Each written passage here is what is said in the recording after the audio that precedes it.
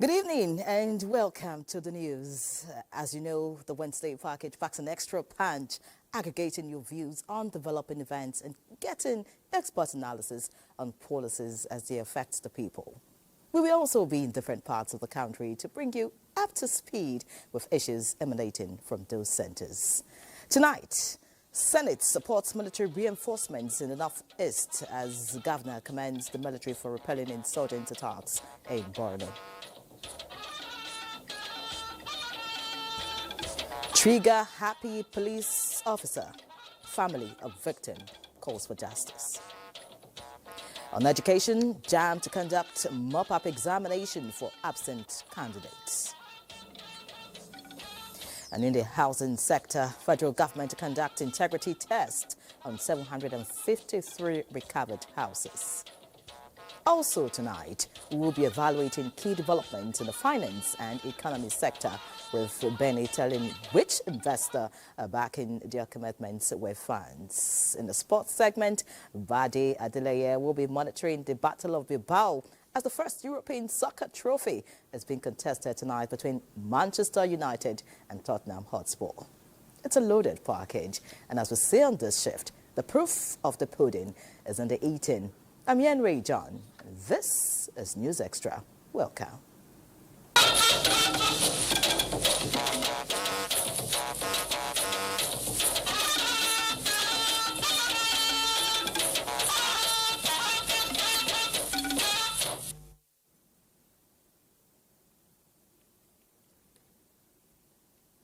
Let's hit the road now as the federal government of Nigeria has expressed its commitment to support and partner Taraba State by providing an enabling environment in its drive to harness the abundant natural resources in the state.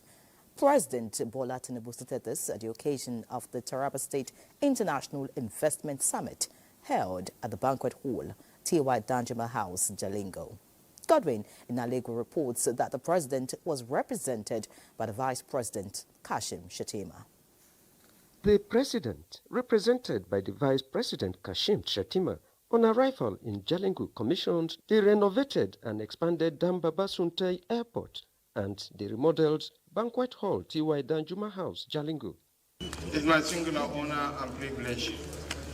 The president, who declared the summit open, called for unity and togetherness as a people towards the development of the nation. He described agriculture as a powerhouse that must be harnessed, and the summit a call for partnership. This is a defining moment for Taraba, and I want you to know that the federal government, President Bola Ahmed Tinubu, is here with you to work hand in hand as you journey from potential to prosperity. It is therefore with great optimism and a deep sense of national purpose that I, on behalf of President Bola Ahmed Tinubu, GCFR, declare the Taraba International Investment Summit 2025 officially open. He commended Governor Agbo Kefas for his foresight, as well as Atiku Abubakar and Aliko Dangote for their immense contributions to nation building. Governor Agbo Kefas expressed excitement over the turnout of distinguished personalities at the event and affirmed that light has come to Taraba State. Taraba is peaceful, Taraba is safe, Taraba has huge human resources, Taraba has huge natural resources, and today I have created a good business enabling environment for all investors. The environment is ready for ease of doing business, and your business is guaranteed. In their goodwill messages, Atiku Abubakar, business mogul Aliko Dangote, philanthropists Tony Elumelu, among other personalities, expressed their support to partner Taraba State to enhance the growth and development of the nation. This initiative aims to establish a foundation for a diversified economy and ensure inclusive growth. Nobody will take a dime to his grave. What will give us the satisfaction of even being human beings is to make sure that we impact the lives of other people. What is good for local investors is good for foreign investors. So we look forward to partnering and working with you in making your vision come true. Representative of the President of Ghana, serving and former governors, members of the diplomatic corps, members of the National and State Assemblies, amongst other personalities, attended the summit in Jalingo. Godwin Inalebu, NTA News. Let's head to the National Assembly now as Senate commends the gallantry of Nigerian security personnel in curbing security breaches in the northeast and urges sustained efforts at tackling insurgency by establishing a military base in Hung local government area of Adamawa State. National Assembly correspondent Lami Ali has details on Wednesday's activities in the Red Chamber. Reading taken. This latest resolution urging reinforcements of troops in the northeast is coming 1 week after a similar call by the Senate with regards to a matter of urgent public importance from Senator Iya Abbas, co-sponsored by other senators from the region, noting recurring attacks by insurgents on communities, prompting a minute of silence for both the military and civilian victims. On the 16th of May 2025, Kulda community in Gara ward of Hong local government was attacked. 16 people were killed. 90% of the houses, including place of worship, were burned down. People in the affected areas no longer go to farms. Senate thereafter shifted attention to the harmful practice by some fruit sellers who use chemicals to make them ripe and asked relevant agencies to investigate following a motion from Senator Anthony Ani. Calcium carbide contains impurities such as arsenic, lead particles, phosphorus, etc. that cause several health hazards such as cancer, heart, kidney, liver failures, neurological disorders, intestinal problems, skin damage, mouth ulcers, and so on. We can amend any act of the parliament to put stiff punishment or stiffer punishment for anybody that is engaged in this practice, because this is very deadly. Anybody can die unknowingly through this practice. Plenary featured the second reading of bills to establish Federal University of Health Sciences Funtua, Katsina State, sponsored by Senator Muntari Landuse, and the bill to establish Federal University of Education Gumel, Jigawa State, sponsored by Senator Babangida Hussaini. President Bola Ahmed Tinubu graciously give Funtua Zone this very important university because it's part of the 6 medical and health science that was approved. The enactment of this bill will go a long way in transforming the decayed educational infrastructure in Nigeria and change the educational fortunes of the country for the better. It will also provide a balanced educational development of Jigawa State. The bill that seeks the regulation of employment agencies by way of monitoring and licensing, sponsored by Senator Sani Musa, scaled second reading.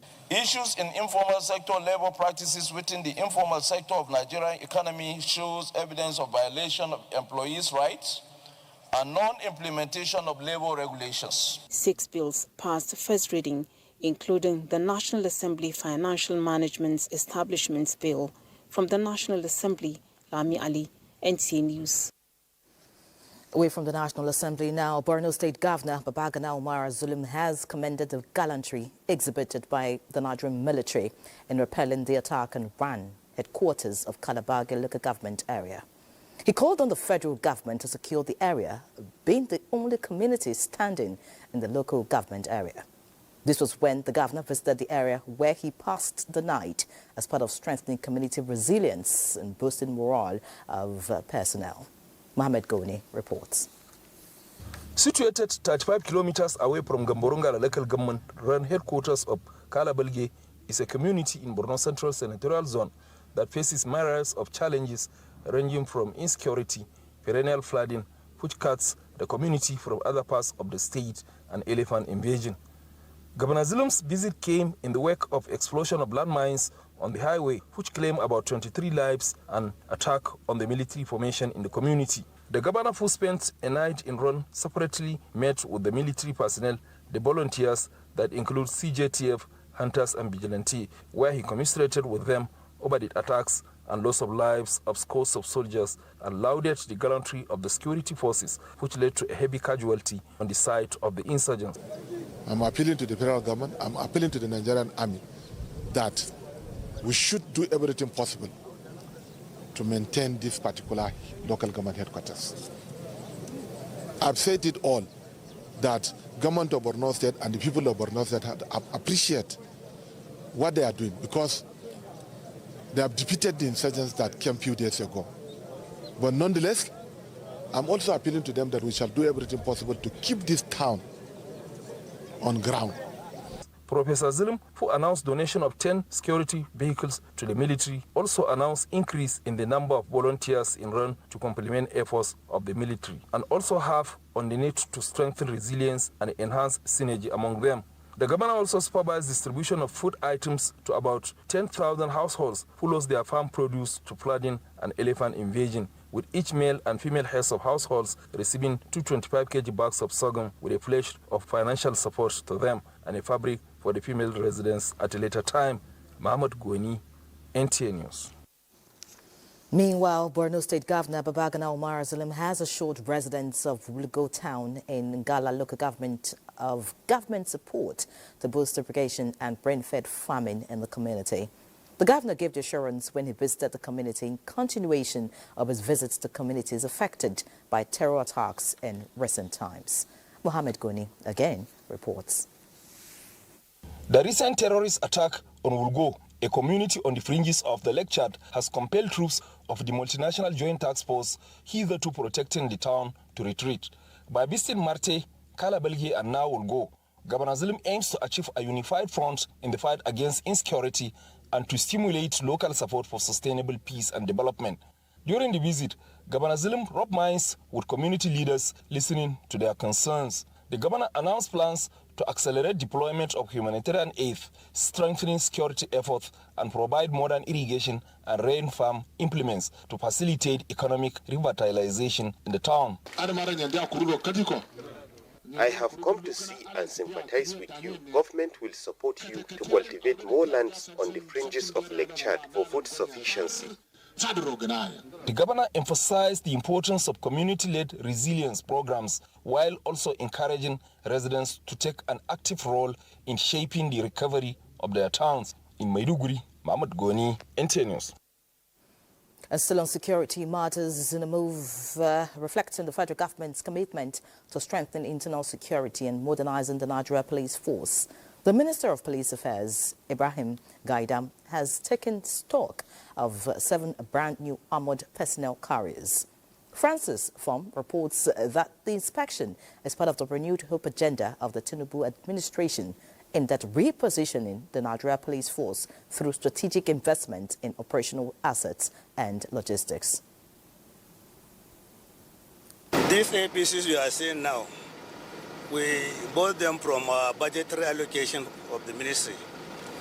We are going to hand over them to the Nigerian Police Force to enhance their security strengths so that they can perform better. They are supposed to use this professionally to combat insecurity in the country.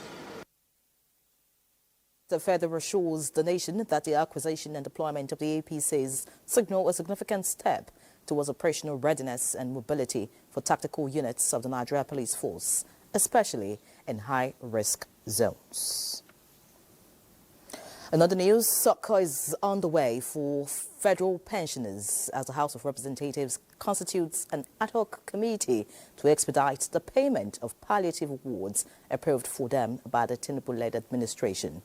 This resolution comes on the heels of a motion that beams the spotlight on the struggles faced by pensioners who lawmakers say have been left high and dry since the palliative awards were announced in 2023. National Assembly correspondent Mitari Ikpe reports. Federal government's gesture. Deputy Majority Whip of the House, Ayokunle Isiaka, highlights growing discontent among federal pensioners whose palliative awards are being delayed. In adopting the motion, lawmakers seek investigation and redress. President Ahmed Tinubu, in October 2023, approved a 25,000 naira wage award, palliative and additional 32,000 naira pension increase for federal pensioners in Nigeria. All the Federal Ministry of Finance to release all withheld palliative measures and ensure timely disbursement to alleviate the sufferings of pensioners. How can you keep palliatives from Nigerian people that has been approved? If we do an investigation and we act on it and let some heads roll, that will serve as a deterrent for others.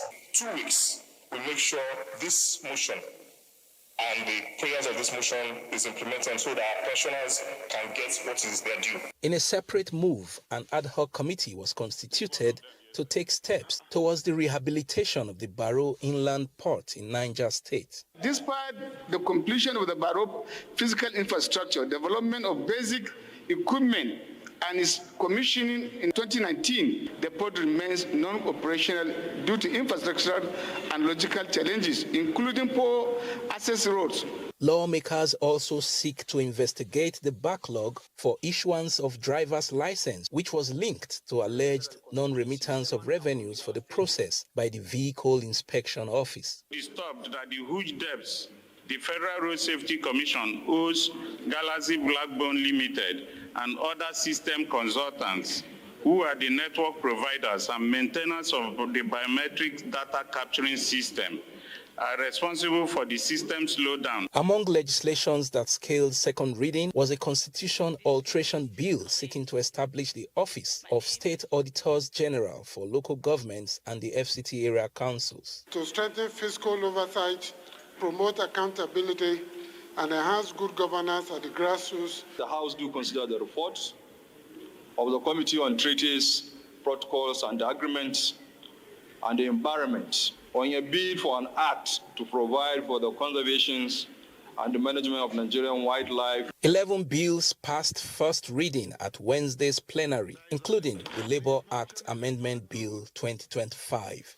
From the National Assembly, Mitaire Ikwen, NTA News.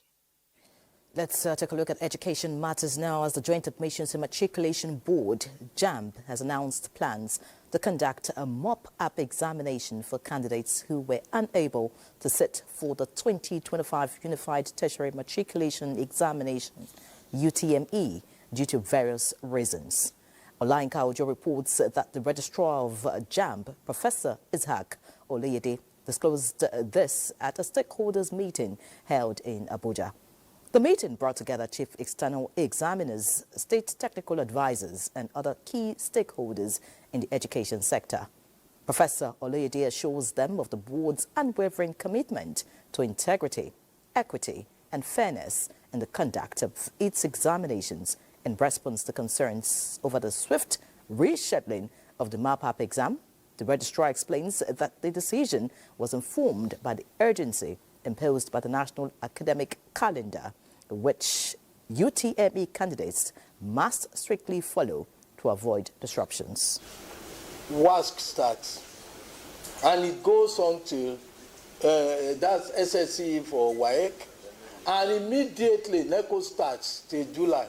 Immediately NAPTEP follows. This same set of students are the ones taking all these examinations. So once you miss your time, it will be difficult. We have also decided that even those who missed the earlier initial exam, who are absent, we will extend this opportunity to them to also receive.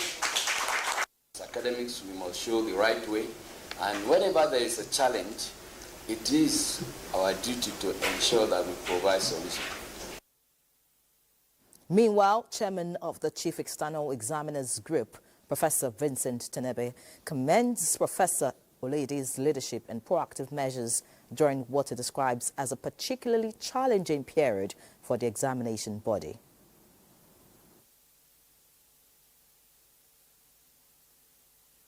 Also took a solemn turn as stakeholders observed a minute of silence in honor of a candidate who allegedly died by suicide in connection with the outcome of the examination. And still on education, the Chief of Staff to the President of Nigeria, Femi Gbajabiamila, has called for a radical overhaul of Nigeria's public university system, emphasizing that they must stop relying solely on government support and start positioning themselves as global players to attract foreign students. He stated this while delivering a keynote address at the maiden annual lecture of Osun State University in Osogbo. Femi Afariogun has all the details.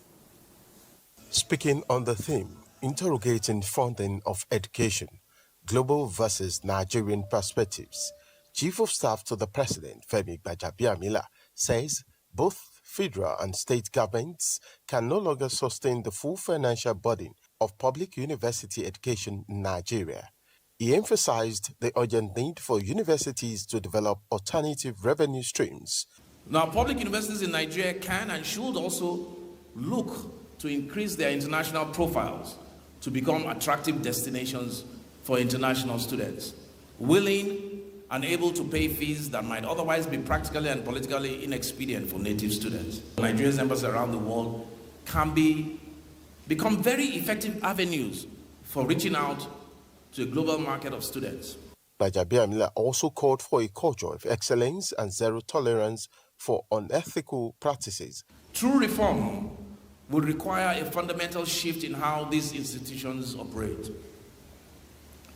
That might involve stronger accountability measures, independent oversight, and a culture of transparency. Osun State Governor Senator Ademola Adeleke reaffirmed his administration's commitment to supporting education as a catalyst for innovation and sustainable development. In national examination, Osun is now ranked 7th position. We were 33rd in 2022. Our target is to be ranked #1 in future. The event concluded with the presentation of an award by Osun State University to the guest lecturer. In Osogbo, Femi Afariogun, NTA News. From Osun State, let's take a trip to Akwa Ibom, where the initiative to inculcate the spirit of building a reputation for Nigerians and Nigeria by the Nigerian Institute of Public Relations is rooted in the official unveiling of the Reputation Management Group in October 2024. The fire of this vision keeps burning, as evident at the 2025 NIPRO Week in Uyo, the capital of Akwa Ibom State, where the Minister of Information and National Orientation led a debate that supported reputation as an asset for Nigeria. Salihu Abdullahi Gwanara was there. There is a growing concern here that the image of Nigeria cannot be shaped by its leaders alone, but by the actions, attitudes, and behaviors of its citizens. The campaign by stakeholders at this forum, including that of the government's image maker, therefore, is to promote and encourage everyone to be a proud ambassador of Nigeria's national brand in their interactions, social media posts, and even business transactions. As public relations professionals, offering solutions to Nigeria's brand locally and globally is a task top on the programs of the Institute. The mixture of the old and the young brain from diverse disciplines is an effective instrument towards realizing this goal. The physical presence of 92 years old Adekunle Salu, one of the living legends and idol of the NIPR, caught my attention at the ongoing conference in Uyo. He has been a member for more than 50 years and promised to be an active member for the rest of his life. He gave perspective to the path NIPR has chosen in nation building, using reputation as a viable tool. Reputation is all about relationships, really. That's all it is about. Reputation. I know, having studied all the regions, I know that there is God. There's your sense. Anybody with common sense should know or think, how do people see me? Reputation is about. The government chief spokesman agreed that the campaign is timely and is in line with the government's key policy of national value reorientation. You are what your reputation says about you. And that means that if the entire world sees your country in negative, it means that you cannot, no matter how hard you try, be possible. And that's why we are urging practitioners and everyone to speak well about his country, to speak good about your country. You cannot, at a time that you are asking others to come and invest in your country, at the same time also be talking ill about that same country. Nobody will come. Unrelenting efforts through forums of professional communicators like these are making an impact on building a nation whose citizens demonstrate acceptable standards of reputation in order to transform the country's image and socio-economic development. In Uyo, Akwa Ibom State, Salihu Abdullahi Gwarara, NTA News. More news after the short break. Please stay with us. Thank you for remaining with us. President Bola Tinubu extends heartfelt felicitations to two British Nigerians, Okwayemi Bright and Jason Jackson, on their historic election and inauguration as mayors of London. The president commends Bright and Jackson for sustaining the legacy of good works by Nigerians in the diaspora and consistently promoting the values of honesty, integrity, hard work and commitment to the well-being of others. Their stories, he says, will inspire countless young people, both at home and in the diaspora, to pursue excellence and serve their communities with distinction. Okwayemi Bright was sworn in as the civic mayor of Barking and Dagenham, making history as the borough's youngest ever mayor at just 29, following 7 years of outstanding service to her community. While Jason Jackson has also become the first Nigerian-born mayor of Islington since the borough's establishment in 1900, following a rapid rise through local government as a councillor and committee chair. In other news, with her eyes set on acquiring more scholarship platforms for Nigerian youths, Nigeria's First Lady, Oluremi Tinubu, says she's ready to forge necessary partnerships with willing organizations. She stated this during a meeting with top management of Merck Foundation in her office at the Villa. State House correspondent Adeni Yitabo reports that the First Lady is expected to champion advocacy on infertility and stigmatization with her appointment as the Merck Foundation More Than a Mother campaign ambassador. Established in 2012, the Merck Foundation commands a global reputation as a philanthropic organization which focuses on improving healthcare access and delivery. The visit of its top management to the office of Nigeria's First Lady Oluremi Tinubu and her appointment as More Than a Mother campaign ambassador not only acknowledges her impact in health and education, but also signifies the beginning of a partnership that has girl-child education, women empowerment, and healthcare advocacy at its center. Welcoming the appointment and offer of partnership, the First Lady says, for good reasons, education remains a top priority of the current administration. I want to really give a lot of young people scholarships to have the opportunity for education.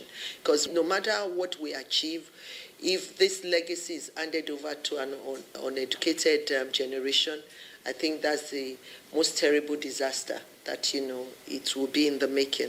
But I want to really reassure you that I'm willing to work with you. Got an office on the commercial side. Nigeria is a very important country for the Merck Group, and in the First Lady and her initiative, the foundation says it finds a worthy partner willing and able to expand the frontiers of a shared cause. And I must say it's dovetailing what you have done already and what we want to do and achieve even more.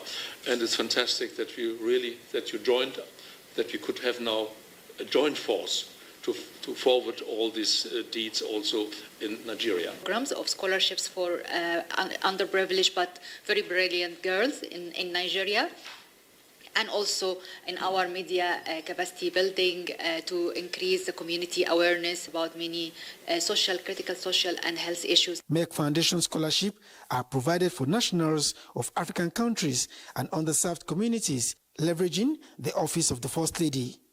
In the State House, Adeni Itaiwo, NTA News. Meanwhile, Nigeria's First Lady, Oluremi Tinubu, has called on Nigerians to always celebrate the nation's cultural richness, listen and lead with empathy and understanding. She made a call in her message marking this year's World Day for Cultural Diversity and Dialogue and Development, and highlights the profound strength that lies in differences of citizens as a people and the shared humanity that connects all.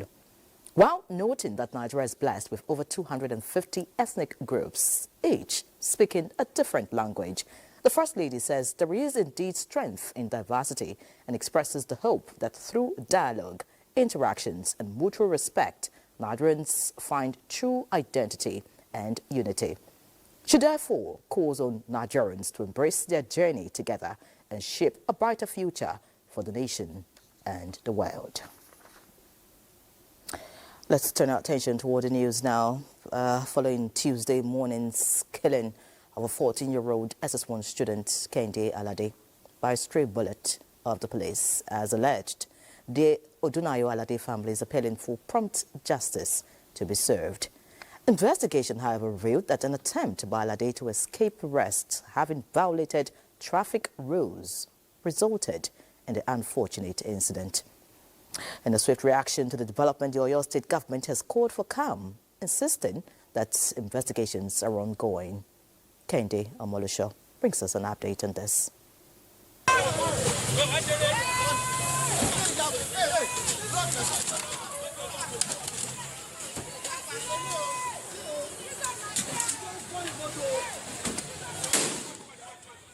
That act by the driver led to the tragic death of Kehinde Alade, who was hit by the police bullet. The death of 14-year-old Kehinde Alade is not just sad and shocking, but avoidable, as what started as a traffic offense with his father driving against traffic resulted into the loss of an innocent life.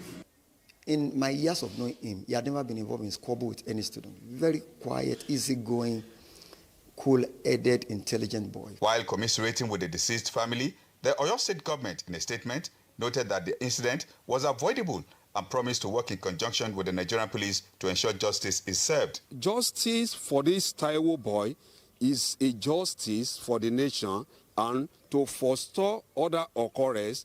But how can issues like this be averted? There should be a better way for us to apprehend a traffic offender. Thank God all these vehicles are e-registered. The Oyo State Police Command has begun comprehensive investigation into the incident, while the officer responsible for the discharge of the firearm has been taken into custody. Kehinde Omolusho, NTA News. Very sad development there. Let's head to the courtroom now. Counsel to the leader of the proscribed indigenous peoples of Biafra, IPOB, Nnamdi Kanu, continued with the cross-examination of the second prosecution witness in the alleged charge of terrorism acts preferred against him. The defense counsel, Paul Erokoro, SEN, took the witness on several issues he raised during his evidence in chief. Judiciary correspondent Austin Ayibe will bring us up to speed. The defense counsel, Paul Erokoro, senior advocate of Nigeria, who stood in for Kanu Agabi, sought to know whether the witness was aware that, in line with Nigeria's membership of the United Nations, the African Union, and others seeking for self-determination is allowed. He said that he is aware, but not in violent forms. He sought to know whether anything was wrong with the statement by the defendant that if security men kill you, kill them. Following the alleged killings of his people, the witness said it is wrong. He asked the witness, who is a detective, whether he has investigated and established why Amotekun, a security outfit, was established in the southwest geopolitical zone of the country. The witness said it was because of the killing, kidnapping, and herdsmen farmers clashes. On whether he was aware that Biafra was an entity for 3 years with their currency and security arm. The witness said it was an attempt for them to break away, which was resisted by the Nigerian government. The defense counsel asked the witness whether he's aware of people who have seceded on account of bad governance, citing South Sudan and others. The witness said he's aware, but they achieved that peacefully. He took him on the allegations of public incitement by the defendant, which led to the burning of police stations in the eastern part of the country and Lagos, seeking to know whether the witness visited the places by himself. The witness responded by saying he visited one of the police stations burnt in Ebonyi State, but cannot recall the name of the station, neither can he ascertain the brand of vehicles burnt. On whether the witness is aware that the defendant was cleared of the allegations by 3 superior courts of records, with one awarding a damage of 1 billion naira to the defendant, the witness said he is not aware. At this point, the Defense Counsel proceeded to tender certified true copies of judgments from the High Courts of Abia, Enugu, and Umuahia through the bar, which were admitted and marked as exhibits in the trial. He sought to know whether the witness was aware of the statements made by past military leader and the head of security service calling on Nigerians to defend themselves. But the witness said he only read that on social media. At this point, the Defense Counsel sought an adjournment to enable them to put together some materials they intend to use in further cross-examination of the second prosecution witness. This was granted by Justice James Omotosho, who fixed the 22nd of May 2025 for the conclusion of cross-examination of the second prosecution witness. From the Federal High Court, Abuja, Austin Anyebe, NTA News. Away from the courtroom now, let's head to the oil-rich state of Bayelsa, where key players in the oil and gas industry have been told to be more committed to unlocking opportunities embedded in the industry through collaboration that will effectively grow the local content of the sector. This was the view of key stakeholders during the 5th edition of the Nigerian Oil and Gas Opportunity Fair 2025. Correspondent Doris Akumoye, who was at the fair in Yenagoa, Bayelsa State, completes the reports. As in the oil and gas industry, synergizing and creates better platform to grow indigenous industries. Executive Secretary, Nigerian Content Development and Monitoring Board, Felix Ogbe, said the fair provided the environment to deepen collaboration across the oil and gas value chain. The ES, who is excited with the achievement recorded by the board, said the platform has brought in more local content, as training and retraining will open up job opportunities for Nigerians. We have moved from 5% in-country retention in 2010 to 56% as of December 2024. Governor of Bayelsa State, represented by his deputy Lawrence Erijopo, Minister of Petroleum Resources Oil, and the representative of the Minister of Petroleum Resources Gas, harped on the need to check performance and challenges in the industry and proffer solutions that will impact oil-producing communities positively. They agree that the fair is a national platform that catalyzes investment through the upstream, midstream and downstream sectors that needs stakeholders to be transparent to grow the local economy. Our Petroleum Act is creating the host community funds and strengthening them. Our communities are arms against each other, and the trouble is left for the state governments to cater for. We need to boost crude oil production to stabilize our economy, strengthen our reserves, and enhance energy security. And thirdly, it is very strategic for us to focus on indigenous capacity development, ensuring that Nigerian expertise, enterprise, and innovation.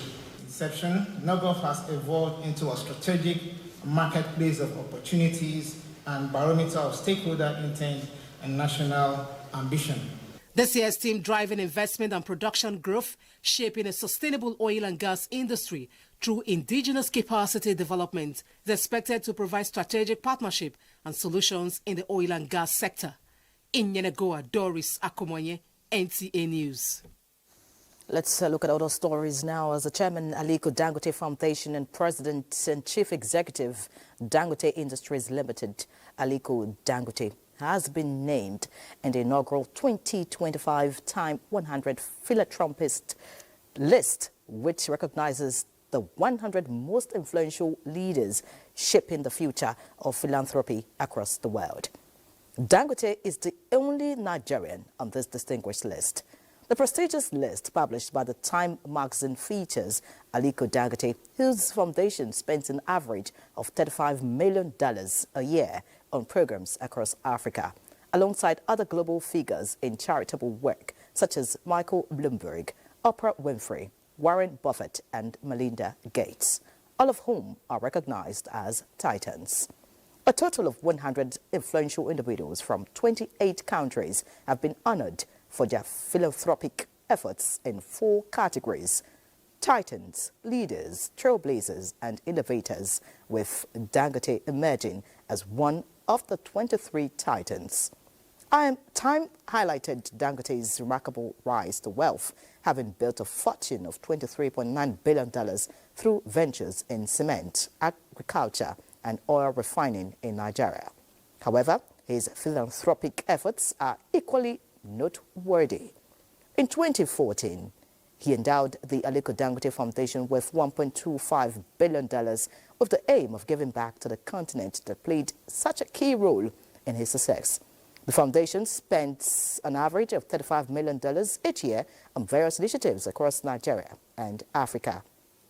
Responding, Dangote noted that the Dangote Foundation has been investing in nutrition, health, education and economic empowerment, contributing to setting Africans up for success. As a member of the Global Business Coalition for Education, the Aliko Dangote Foundation has also focused on early childhood education.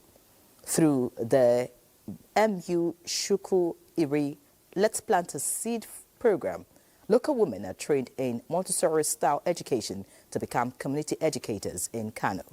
The foundation's investment in education include providing vocational training and providing scholarships at the secondary and tertiary levels, in addition to offering annual fellowships through the World Economic Forum's Young Global Leaders program. Dangote added that his mother instilled in him the ethos of giving back, which inspired his philanthropy 30 years ago. Congratulations to Dangote, of course. And now farmers in Oyo State have been trained by the NNPC Foundation of Modern Agricultural Technologies, with emphasis on usefulness of loamy soil to enhance crop productivity instead of inorganic fertilizers and adequate storage of water to irrigate crops when there is no rain.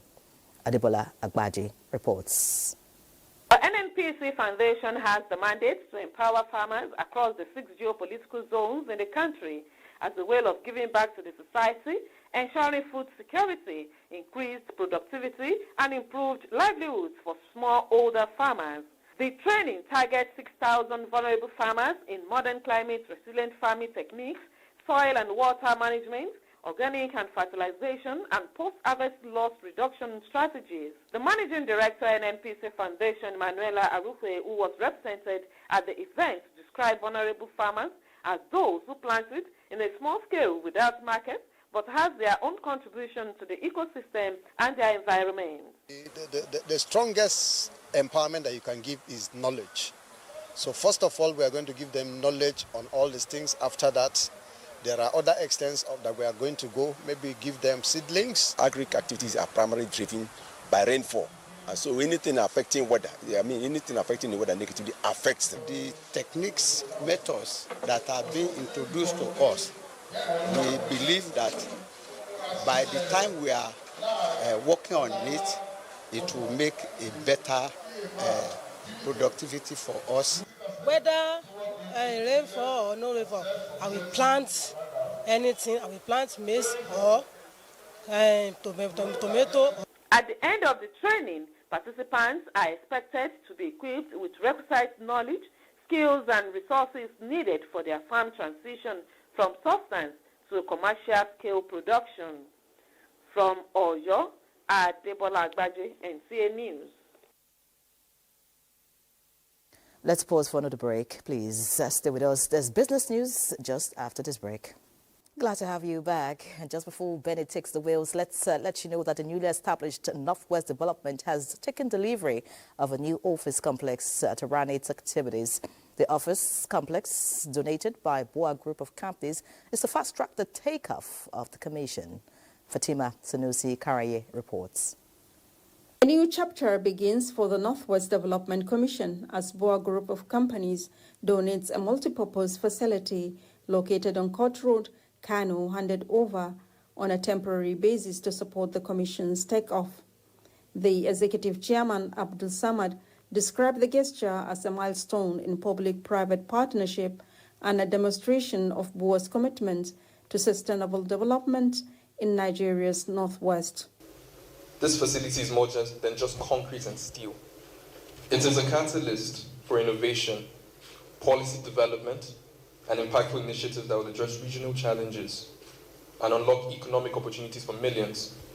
Receiving the keys, Chairman of the Commission, Lawan Samaila Abdullahi, expressed appreciation, calling the donation timely and strategic. He emphasized its importance in laying a solid optional foundation for the Commission. We'll put this facility into proper use. Next time when you come, you see another London here. We'll put everything we can to make you happy and to know that you contributed to community that really appreciate, but maintaining and working for the community. We hope and pray that we will not but disappoint the President of the Federal Republic of Nigeria, Ahmed Bola Tinubu, for conceiving the idea of regional development. With this handover, the Northwest Development Commission is set to commence operation, bringing new hope for regional transformation and inclusive growth. In Kano, Fatima Sanusi Garai, NTA News. Now, Ben is ready to serve us business news. Benny. And from philanthropy there to talent hunt. It was a celebration of innovation and ingenuity as the Small and Medium Enterprises Development Agency of Nigeria, SMEDEN, hosted the grand finale of its talent hunt for young innovators, the competition which focused on technological solutions to reduce post-harvest losses, showcased groundbreaking ideas that could redefine Nigeria's agricultural value chain, from solar-powered cold rooms to mobile drying units and smart grain monitoring systems. The finalists displayed ingenuity driven by real-world challenges. In his 8-point agenda, has identified food security as one of the things that he'd like to address in this administration. And so when we look at the numbers, there are about 3.5 trillion naira that Nigeria loses as a result of post-harvest losses. We as an agency of government have started to engage the small business owners, especially young people, to come forward and let us know what innovative solutions are out there for us to tap into and help to solve this problem. SMEDEN says winners will get funding, business development support, as well as access to SMEDEN's innovation incubation hubs to further redefine or refine their products. Now let's look at the commodities. Bonny Light crude oil is currently selling above $70, while the UK's Brent crude fell 47 cents to close at $64.91, and the US Texas Intermediate crude is also down 46 cents to settle at $61.57. Let's take a look at the other commodities in the global market at this point.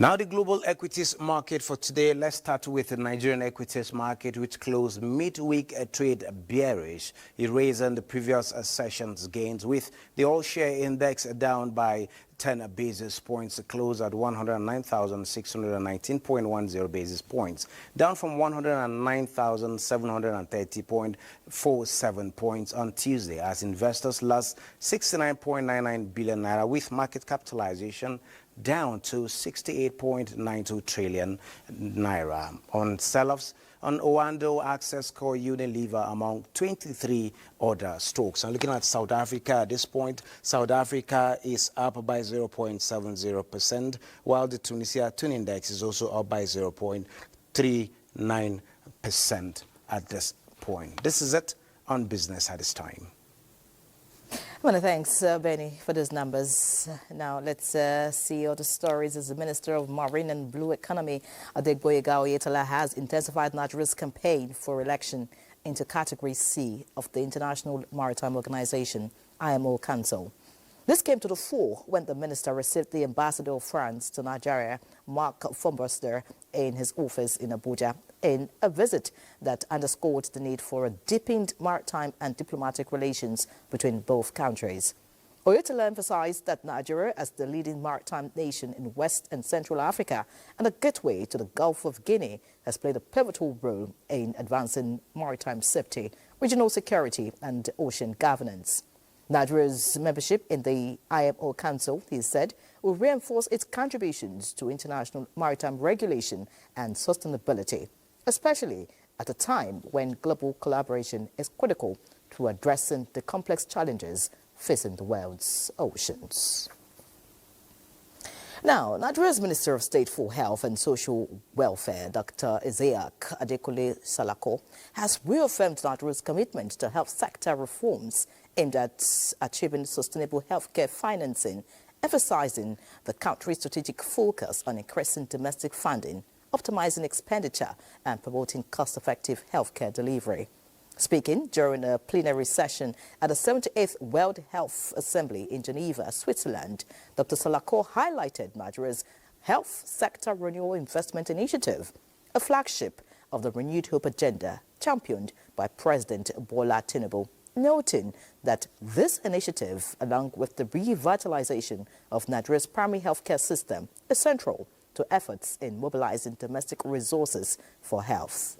In light of global challenges in healthcare financing, Dr. Salako called on the World Health Organization, WHO, to ensure ongoing reforms, open new and inclusive funding opportunities for member states, especially those with significant health needs. For the deep reforms that is bringing to the organization, we would like to encourage the DG on the ongoing reforms in the WHO to open new funding avenues. Nigeria believes that sustainable funding for health is more domestic funding, smarter spending, and cost-effective programming. The changing financial landscape in global health has led to an acceleration of health sector reforms in my country using the Nigeria Health Sector Renewal Investment Initiative. Dr. Salako also expressed appreciation to the WHO leadership for the trust placed in Nigeria's health leadership on the global stage following the recognition and appointment of Dr. Chikwe Ihekwazu, a Nigerian public health expert, for his new role as Executive Director of the WHO Health Emergencies Program. And away from health matters, Governor Umar Namadi has applauded the Nigerian Television Authority, the NTA, describing it as a dependable and strategic partner in the ongoing development of Jigawa State. The governor gave this commendation while receiving the Northwestern Zonal Management Team of NTA, led by the Zonal Director of the Kaduna Network Center, Aminu Ishaq Abbas, at the Government House in Dutse. Mohammed Musa Askira reports. Governor Namadi expressed deep appreciation for the NTA's pivotal role in educating Nigerians on government policies and promoting transparency and good governance. He acknowledged the authority's consistent efforts in fostering national unity and strengthening democratic ideals across all levels of government. In a heartfelt appeal, the governor lamented the deteriorating states of NTA Dutse and its 3 community stations in Hadeja, Gumel and Gwaram. He pledged his administration's full support towards the revitalization and modernization of these stations to ensure that the people of Jigawa State have uninterrupted access to accurate, reliable and timely information. Jigawa State government is always there for you. At any point, we are ready to work together because I think we found a partner in NTA. So the partnership will continue to grow from strength to strength. Our community stations, NTA community stations, are not working. Please, as a government, we are ready to support NTA to bring back the station. So just let us know the proposal, what you want us to do. We are ready to support you to bring back those community stations to function. Speaking earlier, the Director General of NTA, Salihu Abdulhamid Dembos, represented by the Zonal Director Aminu Ishaq Abbas, commended Governor Namadi's people-centered leadership and his transformative agenda for Jigawa State. He lauded the administrations for its unwavering commitments to inclusive development and progress. The effort you are putting towards reinvigorating agriculture is the way to go. It's key to what we are doing, and I hope the federal government of President Tinubu, who's believe in providing food on the table of Nigerians, would see Jigawa as one of the pilot states to drive food security in this country. The NTA management team was in duty for a 2-day retreat aimed at redefining strategies and setting a new direction for impactful, audience-driven content across the zone. From duty, Muhammad Musa Askira, NTA News. Meanwhile, family display is the first learning ground for every human being. This is why the president of the International Family Pageant, Queen Hadassah Al-Laputa, has come up with an initiative to reignite family values through its forthcoming pageant. The president says the visits to the Nigerian television authorities to cement the existing relationship and for more collaboration in promoting the initiative, especially as NTA is the largest television network with the widest range. With global reach. So we believe that our collaboration with the NTA, we can reach more families and more people that will be impacted and through the family pageants. Throughout our statement, that we have a social ties with this organization, and NTA will continue to partner with you to ensure that your social political achievement has been actualized. The group presented letters nominating NTA on the Family Hall of Fame 2025 by the International Family Pageant, Royal Cabinet and Ambassador, African Union Agenda 2063 to the Director General of the NTA. Let's pause here. There's more news in a bit. Please stay. Thank you for remaining with us. The Ministry of Housing and Urban Development is working out modalities on the conduct of integrity tests on the recovered 753 housing structures delivered to the ministry by the Economic and Financial Crimes Commission, EFCC. The Minister of Housing, Ahmed Musa Dangewa, was on an on-the-spot assessment of the houses at the local government district of Abuja. Francis Udojo tells us more. After a ceremonial handing over of the forfeited housing structures to the Ministry of Housing by the EFCC, it became necessary for the Minister of Housing to take stock of the buildings and ascertain the condition. First was a visit to the EFCC headquarters and then an inspection of the site by the Minister and the Chairman of EFCC. The property on Plot 109, Cadastral Zone, Lokongoma District, measuring 150,500 square meters and containing 753 units of duplexes and other apartments were recovered from the former Central Bank Governor Godwin Emefiele. We did it through civil forfeiture proceedings. And when you do something through civil forfeiture proceedings, the process is for you to do your investigation and go to court. We will approach the court and we ask the court to give us interim forfeiture order. The court obliged. For the Minister of Housing, the recovery of these houses is like a windfall to the federal government with plans to utilize these houses for the benefit of Nigerians. It's a proceeds of crime that has been recovered by the EFCC. And this government is serious and is very much ready to ensure that everybody is accountable to what he has. The minister and the EFCC chairman described the collaboration as a deliberate effort of President Bola Tinubu to fight proceeds of crimes and corruption, while urging Nigerians to desist from such practices. Francis Udojo, NTA News. Elsewhere, the Nigerian Correctional Service is offering a 5 million naira reward for information leading to the recapture of inmates that escaped from the Medium Custodial Center, Ilesha, Osun State.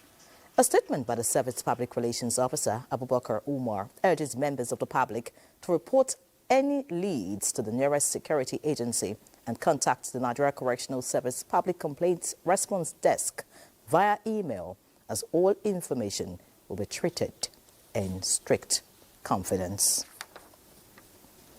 Let's talk pilgrimage now. As more Nigerian contingents continue to arrive in Makkah for this year's pilgrimage, the National Hajj Commission of Nigeria is taking practical steps to resolve all issues related to the issuance of the Hajj permit, popularly called Nusuk card, to the Nigerian pilgrims.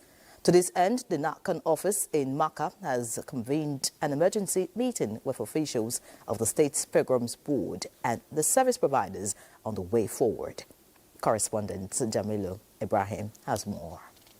The movement of the Nigerian pilgrims from Medina to Mecca, which commenced on Wednesday last week, is going on smoothly. The pilgrims do arrive in batches after completing their stipulated period of stay in Medina and have been warmly received by officials of the National Hajj Commission of Nigeria and the service providers at their respective hotels. Just arrived in Mecca from Medina. Alhamdulillah, it was a very smooth journey. It's so good. So good. Alhamdulillah. About 15,000 Nigerian pilgrims are currently in Mecca, and most of them have performed the Lesser Hajj preparatory to the commencement of the Hajj rites. Very few of the pilgrims cannot, however, perform the Lesser Hajj, as their Hajj permit, popularly known as Nusuk cards, are not yet ready. I have 6 that have not gotten their Nusuk card, but they assured us that when we get to Mecca, they will issue the Nusuk card to them. This is largely attributed to some logistical and technical issues. The Ministry of Hajj is producing the card according to the visa issued and not according to the movement of pilgrims. So by the time they say they have produced this number, you will discover that majority or very few number of them, they are still in Nigeria. Daily working on around 1,500 passports. That there is a lot of challenges, to be honest. We are working on a night hours shift. The office here actually is working 24 hours. As part of practical steps to resolve the issue, the NACON office in Mecca has convened an emergency meeting with the State Pilgrims Board officials and a Saudi-based service provider. Each of the State Pilgrims Welfare Board is to nominate or rather appoint a Nusuk officer. Nusuk card officer. It will be in charge of management or reporting or taking record of anything that has to do with Nusuk card. We're going to achieve it, inshallah, on time before the Hajj moved to Mina on the day of 8th of the Hajj. Activities are now picking up at the NACON office here in Mecca as more pilgrims continue to arrive in the holy city, with committee members intensifying efforts to effectively deliver on their mandates. From the holy city of Mecca in the Kingdom of Saudi Arabia, Jamilu Ibrahim, NTA News. Many thanks to Melo for the updates. Now, Nigeria's bilateral relations with Korea is getting stronger through exchange of both nations' cultural heritage. This was further displayed at the 2025 UNESCO World Day for Cultural Diversity for Dialogues and Development. Annie Daniels reports that the event was put together by the Korean Cultural Center, Abuja, and Youth Orientation for Development.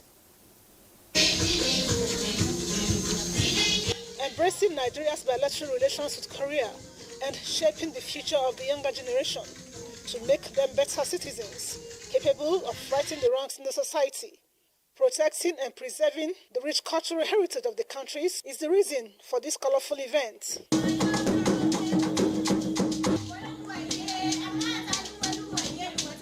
Culture enthusiasts here emphasize that culture is not just a reality, but strength, as it enriches lives, fosters creativity, and promotes innovation. So we should create a bridge, and that bridge should be a bridge of peace for each nation, so as to relate together in harmony, relate together, fostering understanding between one another. I see a lot of similarities between two cultures. For example, as you saw the Nigerian performance today, we are also having, when it comes to the traditional performance, we are doing a lot of drumming things, and not only the music. When we are doing the Korean food events, it's always so popular when we are doing with the Nigerians. In our schools, both primary and secondary school, we should inculcate cultures in our activities. Pupils drawn from schools across the Federal Capital Territory, Abuja, were the target audience. Nigeria, a beloved country, our future is you and me. The message here is that everyone should work together to promote cultural diversity and inclusivity, which in turn will translate to a more harmonious and vibrant world.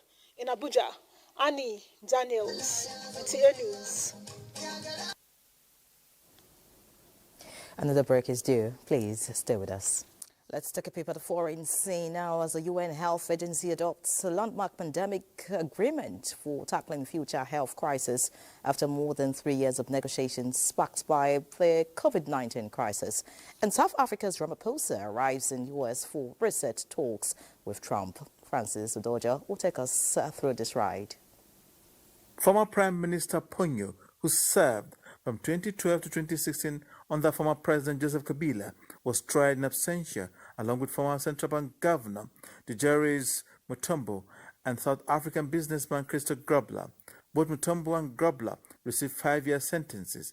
None of the three are currently in custody. The charges are connected to a massive corn farming project launched under Kabila's administration, which collapsed in 2017. Investigation into the failed initiative began in 2021 under President Felix Tshisekedi. In other news, Accra Central Business District has become the flashpoint of a growing conflict between city authorities and traders occupying roadsides and pavements, turning them into makeshift markets, making movement nearly impossible. Struggle for space between vehicles and people has turned into daily challenge. Housing prisoner migrants at Guantanamo Bay cost as much as $100,000 per inmate per day, a U.S. senator has claimed, describing the setup as outrageous. The astonishing figure may mean that President Donald Trump's naval base in Cuba cost almost 1,000 times more than housing people in U.S. immigration facilities, which is $165 a day per head.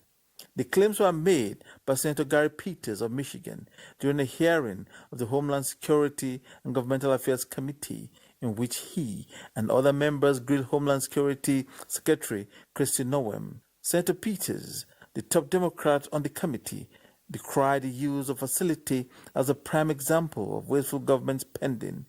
Kolom Hamid, NTA News. A global update was delivered by Kolom Mohammed and not Francis Udoja, as earlier mentioned. And just a quick sports filler, a depressing one for Manchester United fans as Tottenham Hotspur beat Manchester United 1-0 in the Europa League final. Now, sadly, the death has occurred of Pa Boyi Garba, who passed on the 15th of February 2025 at the age of 78. Late Pa Boyi Garba, until his death, was a business tycoon and a great cocoa farmer who brought cocoa farming to Taraba State. His remains shall leave Asokoro District Hospital, Abuja, for Lumbu Iyausu Uza in Taraba State on the 22nd of May 2025. Wakeup comes up on 22nd May 2025, and he will be interred on the 23rd of May 2025 at his premises in Lumbu Iyausu Uza local government area at 10 o'clock in the morning. He's survived by 4 wives and 7 children. All right, so that's it on News Extra tonight. Many thanks for investing your time with us. Do have a good night.